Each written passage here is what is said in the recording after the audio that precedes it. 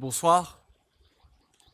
La carte choisie pour aujourd'hui, l'avant-dernière, la pénultième, comme on dit par chez nous, c'est l'étoile. L'étoile, brillante, attirante, inaccessible, celle dont la lumière nous parvient, alors qu'elle est morte depuis une éternité. Dans la petite ville de San José, au 21 de la rue Ricantaine, derrière sa fenêtre, il y a un vieillard qui guette. Vous savez comment sont les vieux, toujours à regarder dehors. On se demande ce qu'il peut bien y avoir de si intéressant. Don Marquez n'a pas toujours été ce noble vieillard. Il a même eu une jeunesse agitée. À cette époque, on l'appelait le beau Miguel. Avec ses amis, Fernando et Pedro l'élégant, ils écumaient les bals de la région de San José. Fernando, qui avait ses entrées partout, était chargé de les faire inviter. Miguel et Pedro ramenaient des bouteilles. Ils ne voulaient pas passer pour des picassiettes. Et surtout, ils avaient une règle. On ne tombe pas amoureux. Parce que l'amour, ça vous brise une amitié. Ce soir-là, ils avaient rendez-vous à un grand bal au vin de la rue Ricantaine. Comme d'habitude, Pedro avait mis trop de brillantine. Et comme d'habitude, Fernando avait mis trop de parfum. Ils sont arrivés à 8 heures. C'était une grande maison coloniale avec une porte verte et un heurtoir en bronze. Très vite, la fête a battu son plein. Pedro était déjà sur la piste de danse, avec une cavalière. On voyait que Fernando n'allait pas tarder à le rejoindre. Assis seul à une table, Miguel s'était déjà résolu à être le grand perdant de cette soirée. Celui qui offrirait la tournée de pisco du dimanche. Celui qui ne trouverait pas de fille. Quand tout à coup, elle est entrée. Par une porte de derrière. Elle habitait sûrement la maison. Grande, avec de longs cheveux noirs. Une peau de pêche, une bouche de cerise et un regard. Miguel, il n'a pas hésité une seconde. Il a traversé la piste de danse. Il s'est avancé vers elle. Il lui a offert un verre.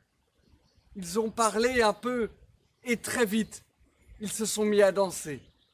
Parce que la danse, Miguel, ça le connaissait. Valse, tango, samba.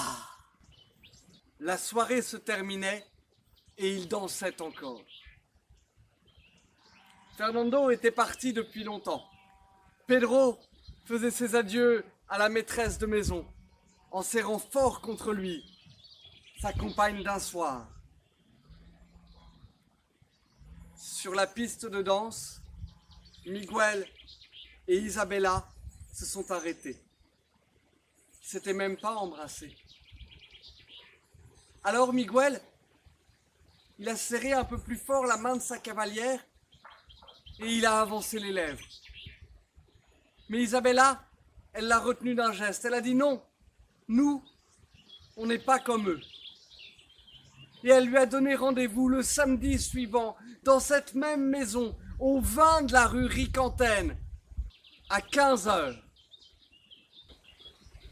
Le lendemain, Miguel n'est pas allé au rendez-vous du dimanche avec ses amis. D'abord, parce qu'il ne voulait pas subir leur moquerie. Lui, qui n'avait même pas embrassé la fille. Et puis surtout, il voulait garder ce moment-là pour lui tout seul. La semaine a passé très vite, comme un rêve enfiévré. Le samedi, Miguel, il a mis son plus beau costume, celui qui est peut-être un peu trop serré. il a peut-être mis un peu trop de parfum. Il a acheté un beau bouquet de fleurs au fleuriste en bas de chez lui. Et il s'est rendu rue Ricantaine. Et là, il a commencé à descendre la rue en comptant les maisons.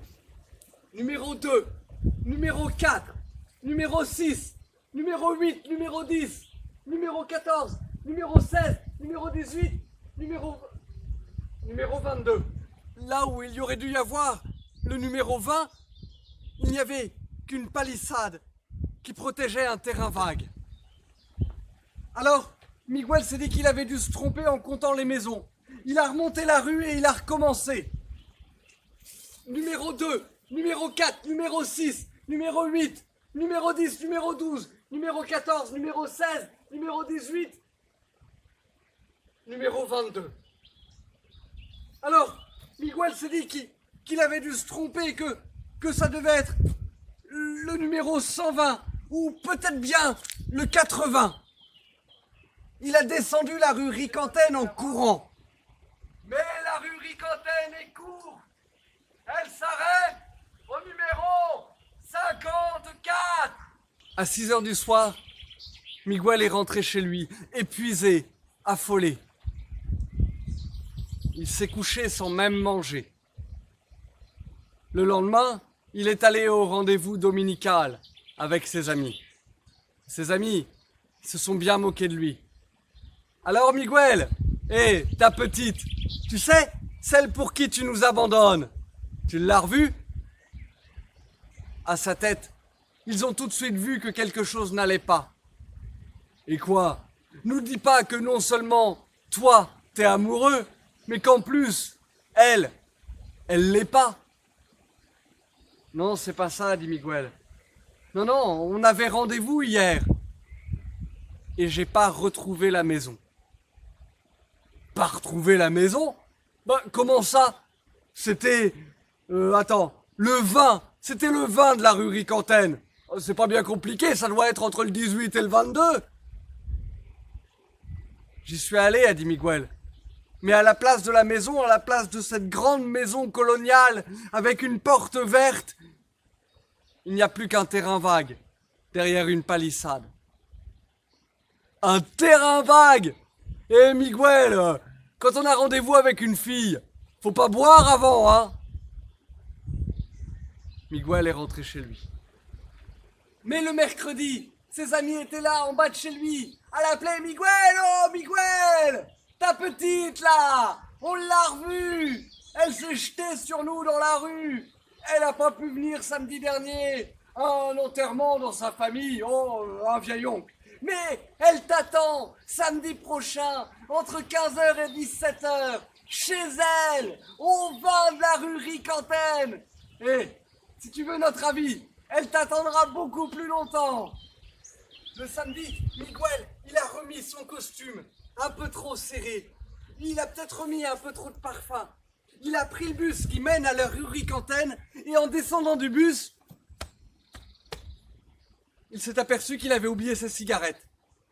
Alors, il est allé en acheter.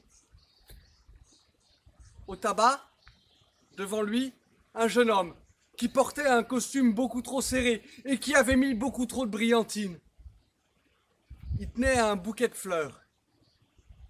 Miguel, il a acheté ses cigarettes. Des brunes pour lui et des menthols pour Isabella. Les filles, ça préfère toujours les mentholés. Et il s'est rendu rue Ricantaine.